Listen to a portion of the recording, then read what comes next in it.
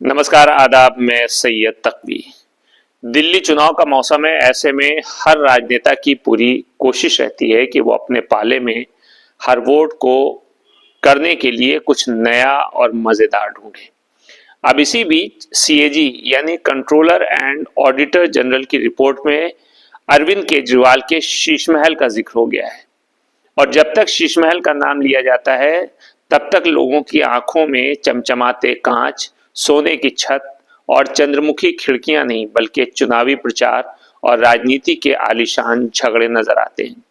अब आप सोचिए कि एक तरफ दिल्ली के आम आदमी पार्टी के मुख्यमंत्री अरविंद केजरीवाल जो जनता को अपनी सादगी का पाठ पढ़ाते हैं और दूसरी तरफ सीएजी रिपोर्ट में उनका शीश महल। ऐसा लगता है कि जैसे किसी साधु बाबा के आश्रम में एयर कंडीशनर और मूवी थिएटर का उद्घाटन हो रहा है। रिपोर्ट में बताया गया कि केजरीवाल ने दिल्ली सचिवालय में ऐसे कमरे बनवाए जिसमें शीशे की दीवारें हैं, आलीशान फर्नीचर है और विलासिता की हर चीज वहां पर मौजूद है। अब सवाल ये उठता है कि क्या आम आदमी पार्टी के नेता भी आम आदमी को भूल गए हैं या फिर ये शीश महल किसी तरह का चुनावी मास्टर स्ट्रोक है। शायद केजरीवाल जी ने सोचा होगा कि अगर जनता मुझे चाय में घुली हुई चीनी नहीं दिखा सकती तो कम से कम मैं उन्हें शीश महल तो दिखा ही सकता हूं।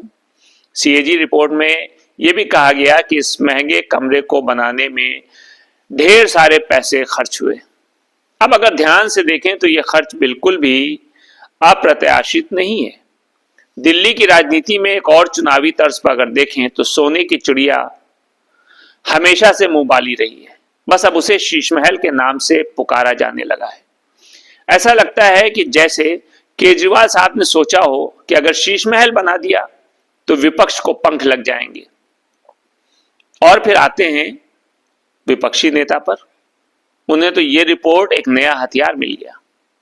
वे कहते हैं कि अरे भैया, आम आदमी पार्टी के नेताओं को आम आदमी की गरीबी की कोई समझ ही नहीं है, उन्हें गरीबी की कोई फिक्र ही नहीं है। ये शीश महल बना रहे हैं और आम आदमी झुग्गियों में रहने के लिए मजबूर है। एक तरह से तो ये विपक्षी नेताओं के लिए एक आदर्श उपदेश बन गया है। हम भी शीश महल चाहते हैं पर दिल्ली में नहीं।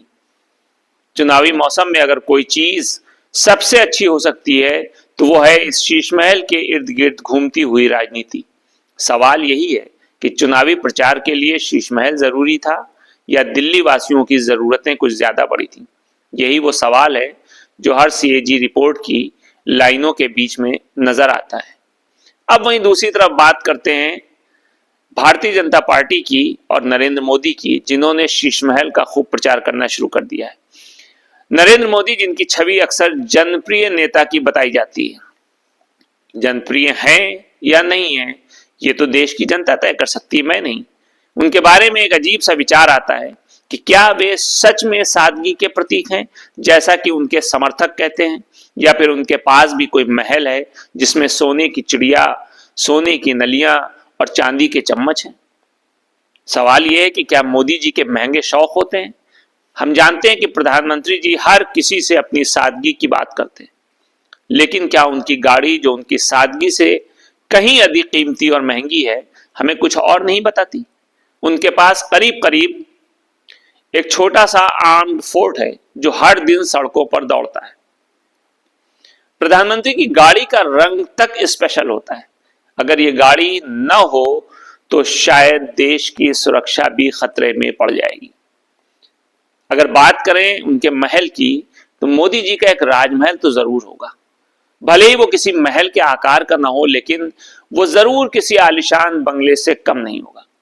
हम सभी को याद है कि जब एक विदेशी नेता उनसे मिलने आया था तो वो उनके घर का अंदरूनी हिस्सा देखकर चौंक गया था। क्या किसी राजनेता का घर इतना शानदार हो सकता है? क्या यह सादगी का प्रतीक है या फिर मोदी जी का एक और चमत्कारी रूप? और फिर महंगे शौक। प्रधानमंत्री मोदी जी का योग और ध्यान का बहुत शौक है, जो देशवासियों के लिए प्रेरणा स्रोत बन चुका है। बल्कि देशवासियों के लिए क्या कहूं, पूरी दुनिया वासियों के लिए शायद प्रेरणा स्रोत बन चुका है। ऐसा तमाम मीडिया वाले भी कहते हैं और भक्त भी कहते हैं। लेकिन क्या ये योग महल में या फिर किसी आलिशान जिम में होता है? अगर हाँ तो ध्यान में कौन सी हाइब्रिड मेडिटेशन टेक्निक इस्तेमाल की जाती है, सुकून या स्वर्णिम सुख। शायद कोई ऐसा योगासन हो जिसमें आराम और सादगी का मिश्रण होता हो, जैसा उनके महल में दिखता है। और फिर उनके फैशन सेंस पर एक ध्यान दीजिए। नरेंद्र मोदी जी के कपड़े हमेशा बेमिसाल होते हैं। उनके हर कपड़े, चाहे वो मोदी जैकेट हो या फिर उनकी स्टाइलिश कुर्ता पैजामा, हर एक वस्त्र ये बताता है कि मोदी जी फैशन के भी किंग हैं, राजा हैं। क्या ये सादगी के साथ साथ एक राजसी ठाठ की भी छाया है? शायद ऐसा ही है। तो अगर आप ये सोचते हैं कि मोदी जी एक साधारण नेता है जो सिर्फ देश के बारे में सोचते हैं, तो थोड़ा रुकिए। उनके राजमहल और महंगे शौक भी सादगी के प्रतीक के पीछे एक अनकही कहानी है, जो आजकल राजनीतिक मंच से एकदम हटकर है। क्या कहें, राजनीति और शौक दोनों का क्या मेल है? यकीनन प्रधानमंत्री नरेंद्र मोदी जी के महल और महंगे शौक उनके सादगी के दावे से थोड़ा उल्टे प्रतीत होते हैं, लेकिन ऐसा भी हो सकता है कि ये केवल उनकी राजनीतिक रणनीति का हिस्सा हो, ताकि वो चुनावी मैदान में हमेशा सबसे अलग दिखाई दे। भारत के राजनीतिक महलों की बात करें तो कभी कभी ऐसा लगता है कि ये कोई दरबारी कहानी हो, जिसमें हर राजकुमार और उसके साथ खास दरबारी अपने अपने महल का ताज पहनने की होड़ में लगे हुए हैं। मोदी और केजरीवाल दोनों ही एक दूसरे से किसी भी मामले में पीछे नहीं हटते। खैर, इस बार का मुकाबला है शीश महल बनाम राजमहल, महंगे सूट बनाम सादा रूप। प्रधानमंत्री मोदी जी का शीश महल, क्या बात की जाए। अब प्रधानमंत्री नरेंद्र मोदी की अगर बात करें तो उनका शीश महल वो नहीं है जो साधारण राजमहल जैसा हो। ये वो महल है जिसमें हर कोई अपने प्रतिबिंब को देख सकता है। एक एक फैसले में उनकी छवि साफ झलकती है। ये महल न केवल चमकदार है, बल्कि इसके हर कोने में एक नई योजना या नीति छिपी होती है।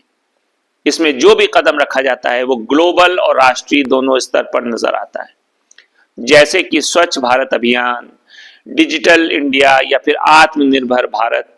इस महल में हर तरह का आईना है जो हर किसी को खुद को परखने का मौका देता है। लेकिन यह महल कभी कभी अति आत्ममुग्धता में डूब जाता है।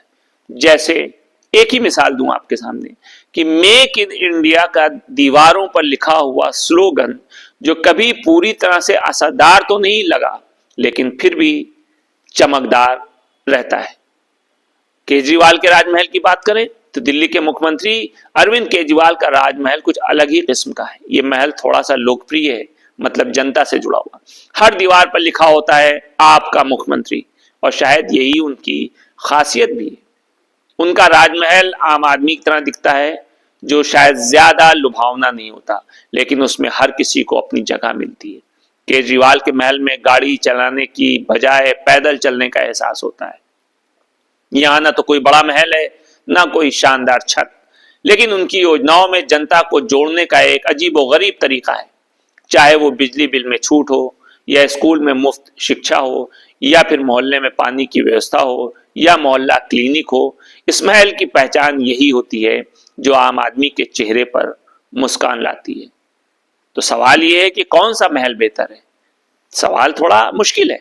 मोदी का शीश महल चमकदार और ग्लोबल नजर आता है, जबकि केजरीवाल का राजमहल जमीन से जुड़ा हुआ है और दिल से जुड़ा हुआ है।